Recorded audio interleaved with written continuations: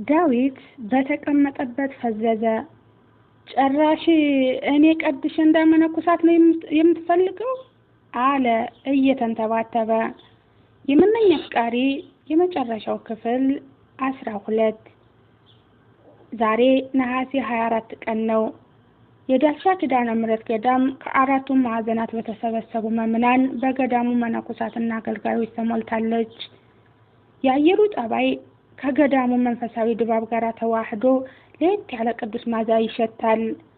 ይሁን እንጂ በዚህ ቅዱስ ስፍራ መካከል የሶስት ሰዎች ልብ በሐዘንና በጭንቀት ይዋትታል። በእንባ የሰነበተው የዳዊት አይኖች እንደ በርበሬ ቀልተዋል።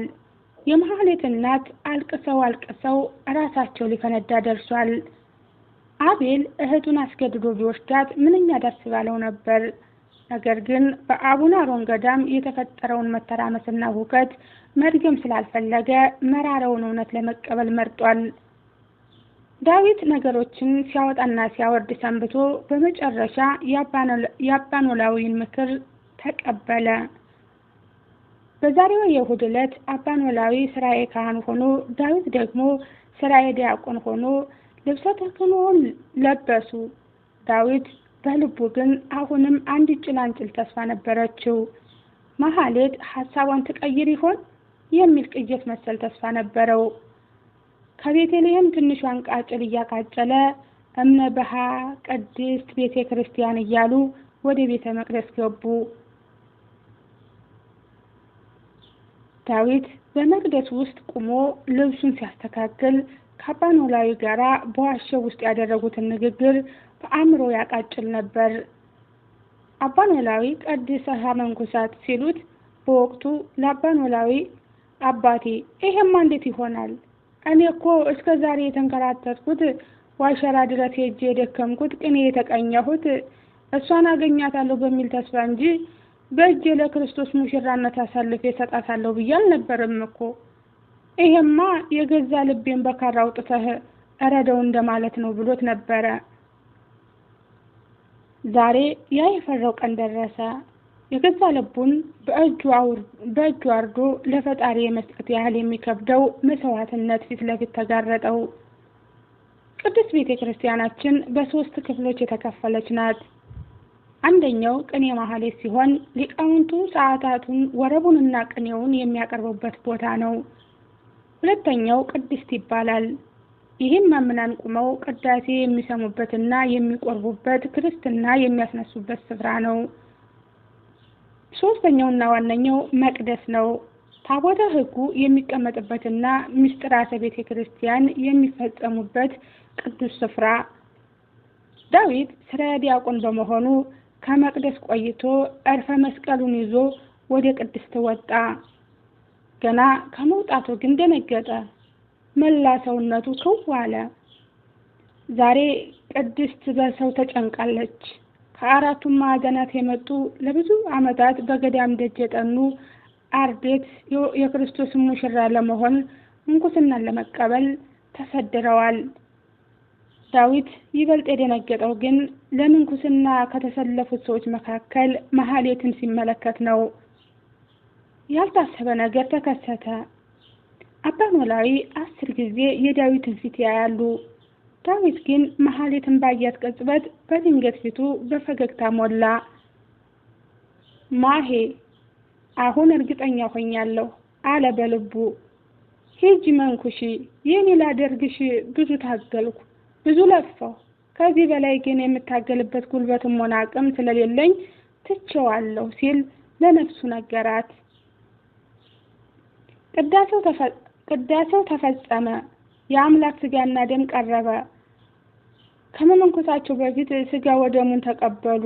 በዕለቱም 36 ሰዎች በጳጳሱ በአቡነ ሕዝቅኤል ልጅ ምንኩስናን ተቀበሉ። ማህሌትም ከነዚህ መካከል አንዷ ነበረች። ጳጳሱ ከሰኔል የተሰራውን የሚዋጋሹ ያለበትን የሰኔል ቆብ በራሷ ላይ ሲያደርጉባት ከሁለቱ አይኖቿ የእንባ ዘለላዎች ወረዱ። ማህሌት ያለቀሰችው በሶስት ምክንያቶች ነበር። አንደኛ አብራቸው የጾመችና የጸለየችው የደከመችው ጓደኛዋ ዓለም ባንቺ ከጎና ባለመኖሯ። ሁለተኛው ዳዊትና ቤተሰቦቿን የካደች ያህል ስለተሰማት። ሶስተኛው ለዚህ ክብር ያበቃኝ እኔ ማን ነኝ የሚለው የመንፈስ ቅዱስ ትህትና ስለረታት ነበር። ማህሌት የሚለው ስሟ ተቀይሮ እማሆይ መባጽዮን የጽዮን ስጦታ ተባለች። ከቅዳሴ በኋላ ያለው ስርዓት ሁሉ ተፈጽሞ ወደ ማረፊያቸው ተመለሱ። ማህሌትን እናቷና አቤል ዳዊትና አባ ኖላዊ ሆነው ወደ ተዘጋጀላት ማረፊያ ወሰዷት። የማህሌት እናት ልጃቸው በክርስቶስ ፍቅር አምራና ተውባ ስትመለከት ሐዘናቸው ወደ ምስጋና ተቀይሮ ልጄ እንኳንም መነኮሽ አሏት። ዳዊትም ቢሆን ያኔ ቤተክርስቲያን ውስጥ ስላንቺ ነበረ ከህሊናው ተጭኖት የነበረው ሸክም ለቆት የሄደው። ክርስቶስ የኔ ሙሽራ ናት ብሎ ከተከራከረኝ የኔ ናት ብዬ የምከራከር እኔ ማን ነኝ ብሎ ለልቡ ትክክለኛ ውሳኔ የነገረው ከሚመነኮሱት ትርታ እንዳየ ነበር። እርግጥ ነው ለሰው ልጅ አእምሮ የሚከብድ ነገር ነው። የሚወዱትን ሰው ለሌላ ሲያጋባ አሳላፊ ሆኖ እንደመዳር ማለት ነው። ዳዊትም የሚወዳትንና የሚያፈቅራትን ሴት ራሱ ቀድሶ ለክርስቶስ ሊድራት ተገዷል። ማህሌት ቀይና መልከ መልካም በመሆኗ ጥቁሩ የምንኩስና ልብስ እጅግ አምሮባታል። ያያት ሁሉ ይህች ገና ልጅ ናት፣ እንዴት መነኮሰች? ፈተና ይበዛባታል ይላሉ። እሷ ግን ከምንኩስና በኋላ የሰይጣን ፈተና ብሎ እንደሚጀምር ታውቃለች። እዚህ ቤተሰቦቿ ጋራም ከቆየች ፈተናው እንደሚጠናከርባት ስላሰበች ሌላ ቦታ ልትሄድ መሆኑን አሳወቀች። የማህሌት እናት ቢከፋቸውም ምርጫ ስላልነበራቸው ተስማሙ። ታላቅ ወንድሟ አቤልም እያለቀሰ ነገ ተሰነባብተው ሊለያዩ ወስኗል። ዳዊትም ለአንዴና ለመጨረሻ ጊዜ ነገ በገዳሙ ቅጥር ግቢ ውስጥ ከመለያየታቸው በፊት ብቻዋን እንዲያገኛት ጠየቃት። ማህሌትም በዝምታ ካሰበች በኋላ እሺ አለችው። ለጥቂት ቀናት በደስታ ታጅቦ የነበረው የቤተሰብ ፍቅር በአንዴ ተናደ። የማህሌት እናት ስቅስቅ ብለው ያለቅሳሉ። አቤል በእናቱ እቅፍ ይነፈርቅ ጀመር። ዳዊት ግን ከነሱ ተደብቆ በጫካው ውስጥ ሆኖ ደም እንባውን ያፈሳል። አይዞ ባይ አጣ። አባ ኖላዊ እንኳን አልቅሶ የሚያልፍለት ከሆነ ብለው ትተውታል። ሌሊቱ አልፎ ንጋቱ ተተካ። በዳላሽ ኪዳነ ምሕረት ገዳም ቅጥር ግቢ ውስጥ ያለው የጥድ ዛፍ ስር ለዳዊትና ለማህሌት የመጨረሻው የዓለም ስንብት ስፍራ ሆነ። ዳዊት ልቡ እየራደ ወደ እሷ ተጠጋ። ሰላም ላንቺ ይሁን እማሆይ መባጽዮን አላት ዳዊት ድምፁ በትህትና ተሞልቶ። እሷም መሬቱን እያየች በረጋ ድምፅ ሰላም ላንተም ይሁን ዲያቆን ወንድሜ ስትል መለሰችለት። ይቅርታ ለረብሽሽ ፈልጌ አይደለም፣ ነገር ግን ለአንዴና ለመጨረሻ ጊዜ ላገኝሽ ብዬ ነው አላት ዳዊት። እማሆይ መባጽዮንም ቀና ሳትል አረ አሁንማ ትልቅ ሰው ሆነናል፣ ችግር የለውም፣ ምንም አልረበሽከኝም፣ ደስ ያለህን መጠየቅ መናገርም ትችላለህ አለችው። ዳዊት ትንፋሹን ሰብስቦ እንደዛ ከሆነ እሺ ታውቂዋለሽ፣ አንቺን የኔ ለማድረግና ከምንኩስና ለማስቀረት ብዙ ለፋሁኝ። ነገር ግን አንቺ ክርስቶስን መርጠሽ መንኩሰሻል። አሁን ላይ ተረጋግቼ ሳስበው አንቺ ትክክል ነሽ፣ የተሳሳትኩት እኔ ነበርኩኝ አላት። እማሆይ መባጽዮንም ዲያቆን ወንድሜ ምንም አልተሳሳትክም፣ ሁላችንም ትክክል ነን፣ እኔም ጠልቻው ሳይሆን መቅደም ያለበትን ማስቀደም ስላለብኝ ነው ስትል በቅዱስ ፍቅር መለሰችለት። ይሁን ግድ የለም፣ ዛሬ ላገኝሽ የፈለኩት ያለፈውን አንስተን እንድናወራ ሳይሆን ከዛሬ በኋላ መቼም እንደማንገናኝና ልነግርሽና ልሰናበትሽ ነው የመጣሁት አላት ዳዊት። እውነት ነው። እኔ ካሁን በኋላ ለአንተም ለዓለምም የሞትኩ ነኝ። አንተ ደግሞ አግብተህ ትዳር መስርተህ ልጅና የልጅ ልጅ ማየት አለብህ አለችው። ዳዊት ግን በአጽንኦት እሱን እንኳ ታዩ መቼም ላላደርገው ወስኛለሁ አላት። እማሆይ መባጽዮን ደንግጣ ለምን እንደዚህ አይባልም፣ ይሄ የተሳሳተ ውሳኔ ነው አለችው። ዳዊት ግን እኔ እኮ አንቺን ፍለጋ የዳከርኩትም የዓለም ፍትወት ፈትኖኝ ወይንም የልጅ ልጅ አምሮኝ ሳይሆን ስለማፈቅርሽ ነበረ። ስለዚህ ያለኝ ልብ አንድ ነው። ያ አንድ ልብ ደግሞ አንቺን አፍቅሯል። ሌላ ሴት የማፈቅርበት ልብ የለኝም አላት መንታን ባያወረደ። እና ምን ልትሆን ነው አለችው። አንቺ የሄድሽበትን መንገድ እከተላለሁ አላት ዳዊት። እኔ የሄድኩበት መንገድ እጅግ አስቸጋሪና ፈታኝ ነው፣ ይቅርብ ብላ ለመነችው። ዳዊት ግን በእንባ ታጥቦ ችግር የለውም፣ ለእኔ አታስቢ፣ አንቺን የሞቀውንና የደለውን የእናትሽን ቤት ያስናቀ የምትወጂውንና የምታፈቅሪውን ዳዊትን ያስረሳ ምን አይነት የክርስቶስ ፍቅር ቢሆን ነው ብዬ እገረም ነበረ። አሁን ግን ያንን ፍቅር እኔም አግኝቼዋለሁ አላት። እማሆይ መባጽዮን እንባዋን እያፈሰሰች ዲያቆን እባክህን አንተ ትጉህ ሰው ነህ፣ ብትቀድስ የመላእክት ዜማን ብታስተምር የሐዋርያትን አንደበት ቅኔ ብትቀኝ የተዋናይ ብቃት ያለህ ሰው ነህ፣ ዓለም ላይ ሆነህ አስተምር፣ በጎችን ከተኩላ ሰብስብ፣ ጠብቅ አለችው። ዳዊት ግን ውሳኔው የጸና ነበር።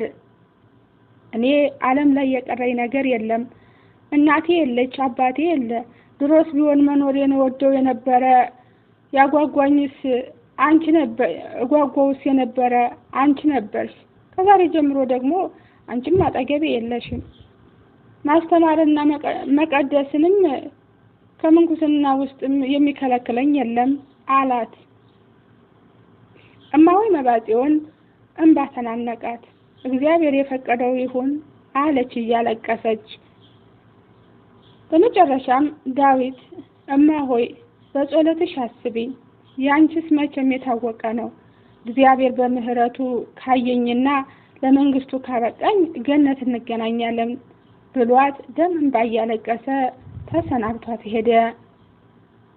እማሆይ መባጽዮንም እንባዋን እያፈሰሰች እናቷንና ወንድሟን ለመሰናበት ወደ ገዳሙ ግምጃ ቤት አመራች። እናቷ አልቅሰው አይናቸው ቀልቷል። አቤልም ፊቱ ገርጥቶ ሌላ ሰው መስሏል። አባ ኖላዊም በመካከላቸው ቆመዋል። እንደተገናኙ ሁሎችንም እንባ ቀደማቸው። እማሆይ መባጽዮን እዚህ ከቆየሁ እረበሻለሁ ብላ አሰበችና እናቴ ደህና ሁኑ፣ ሲመቸኝ እየመጣሁ ጠይቃችኋለሁ፣ አቤል ወንድሜ አይዞህ በርታልኝ፣ ስታገባ ለአባ ኖላዊ መልእክት ላክ እመጣለሁ ብላ አቅፋ እያለቀሰች ተሰናበተቻቸው። በነጋታው አቤልና እናቱ ዳዊትና አባ ኖላዊ ጉዞ ጀመሩ። አባ ኖላዊ በእግራቸው በሰቆጣ በኩል መሄድ ቢፈልጉም የመሐሌት እናት ለእኛ በረከት ነው ብለው ስለለመኗቸው በጎንደር በኩል አብረው ተጓዙ። ጉዟቸው በቢሪ ተጀምሮ በሐሊማ በኩል ወደ ጨውበር አመራ። የጨውበር ሕዝብ ለእምነቱ አንገቱን የሚሰጥ ታማኝና አገር ወዳድ ሕዝብ መሆኑን አባ ኖላዊ ያወጓቸው በዘሪማ በመኪትና በሰሜን ተራሮች አድርገው በግርማ የተከበበ የጎንደርን መልክዓ ምድር እየጎበኙ ዳባትንና አምባ ጊዮርጊስን አልፈው የፋሲል መናገሻ ወደ ሆነችው ጎንደር አገዞ ከተማ ገቡ። አባ ኖላዊ ሆቴል አንሄድም ስላሉ ልደታ ለማርያም ወደሚገኝ አንድ ወዳጃቸው መነኩሴ ዘንድ አደሩና የአባ ኖላዊ ወደ ደብረ ታቦር ትኬት ቆርጠውለት አልቀበልም ብለው ቢያስቸግሩም ከደብረ ታቦር ሰሜን ወሎ የሚያደርስ ሳንቲም ነገር የማሆይ መባጽዮን እናት ሸጎጡለት። እነሱ ደግሞ ወደ ባህር ዳር ትኬት ቆርጠው ጉዞ ጀመሩ። ሆኖም ግን ይህ ጉዞ ለዳዊት ተራ መንገድ ሳይሆን ካለፈው ሕይወቱ ጋራ የሚለያይበት የነፍስ አቀበት ነበር። ባህር ዳር ደርሰው ለፍኖተ ሰላም ትኬት ሊቆርጡ ሲሉ ዳዊት ከሰጠመበት የዝምታ ባህር ውስጥ ብቅ አለ። እኔ እዚህ ቀራለሁ ማለቴ እሰነብታለሁ አለ ዳዊት። አቤልና እናቱ ያላሰቡት ድንጋጤ ሆነ። የት ነው የምትሰነብተው ልጅ? እኛ ጋር ፍኖተ ሰላም እንሂድ አሉት የአቤል እናትን ባየተናነቃቸው። ዳዊት ግን አንገቱን ደፍቶ በልቡ የማታውቁት ጉድ አለ እያለ ወደ ሸዋ ሄጄ መጽሐፍ ልማር ነው አላቸው። እና ወደ ሸዋስ ቢሆን በአዲስ አበባ አይደል የምትሄደው? በፍኖተ ሰላም አድርገህ ትሄዳለህ። እባክህን ልጄ ከኛ ጋር ነህ። እኔንም እንኳ በላኝ እኮ አሉ የማሆይ እናት። ዳዊት ጎጃምን መጥላቱ አልነበረም። ነገር ግን በሄደበት መንገድ ሁሉ የመሐሌት ፈገግታ፣ በቆመበት ጥላ ሁሉ የእሷ ትዝታ እየመጣ ስለሚያስቸግረው እንጂ። እያንዳንዱ የፍኖተ ሰላም መንገድ ለእሱ የቁስል ትዝታ ነው። እያንዳንዱ የወንዝ ድምፅ ደግሞ የመሐሌት የሳቅ ድምፅ ሆኖ ይጮህበታል። ከዚህ በላይ ያንን ስቃይ የሚሸከምበት ትከሻ አልነበረውም። የመሐሌት እናት ና ከኛ ጋር ብለው አጥብቀው ቢለምኑትም ዳዊት ግን አይሆንም እናቴ ብሎ አሻፈረኝ አለ። በመጨረሻም እናትየው ከልጃቸው መሐሌት እማሆይ መባጽዮን ጋራ ለማገናኘት የከፈሉትን ውለታ እያመሰገኑ እንደ ልጅ ስለሚወዱት በምስጋና በእንባ ታጅበው ለጉዞ የሚያስፈልገውን የተወሰነ ብር በእጁ ላይ ያኖሩለት። ያ የስንብት ወቅት ግን እጅግ ልብ ሰባሪ ነበር። ዳዊት አቤልን አቀፈው። ሁለቱም ወጣቶች ቃላት አልነበራቸውም። ተያይዘው መነፍረቅ ሆነ ስራቸው። አቤል እህቱን ለፈጣሪ መስጠቱ ቢከብደውም ዛሬ ደግሞ እንደ ወንድም የሚያየውን ዳዊትን በባህር ዳር አስፋልት ላይ ብቻውን ጥሎ ሲሄድ ነፍሱ ተጨነቀ። ዳዊት በአውላላ አስፋልት ላይ እንደቆመ መኪናው እየራቀ ሄደ።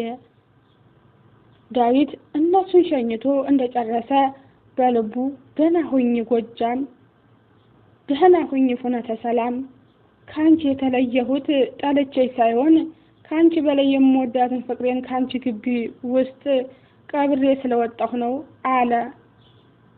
ዳዊት ወደ አዲስ አበባ በዳንግላ እንጅባራ ፍኖተ ሰላም አድርጎ መሄድ ሲችል ሳይውል ሳያድር በአዴትና በሞጣ አድርጎ ጉዞውን ቀጠለ። ደብረ ወርቅ አልፎ ቢቸና ሲደርስ ነፍሱ በሐዘን ዛለች። ደጀን ላይ አድሮ በነጋታው ታላቁን አባይ ተሻግሮ ወደ ጎጃም ምድር ላይ መለስ ወስኖ ወደ አዲስ አበባ ገባ። ዳዊት ለመጨረሻ ጊዜ አባይን ከተሻገረበት ሰዓት ጀምሮ በጎጃም ምድር ታይቶ አይታወቅም። አዲስ አበባ እንደደረሰ በዚያ ግርግር በበዛበት ከተማ ውስጥ ለደቂቃ እንኳን መቆየት አልፈለገም። ከአዲስ አበባ ተነስቶ በቀጥታ ወደ ሰሜን ሸዋ ጻድቃኔ ማርያም ገዳም ገባ። የመናኛ አፍቃሪ እዚህ ላይ ተፈጸመ። ውድና የተከበራችሁ ውድ ቤተሰቦቼ ከዚህ ከመናኛ አፍቃሪ ከተሰኘው እውነተኛ ታሪክ ውስጥ ብዙ እንደተማራችሁ ተስፋ አደርጋለሁ። ስለነበረን ጊዜ በጣም አመሰግናለሁ። በሌላ ጊዜ በሌላ ርዕስ እስከምንገናኝ ቸር ሰንብቱ።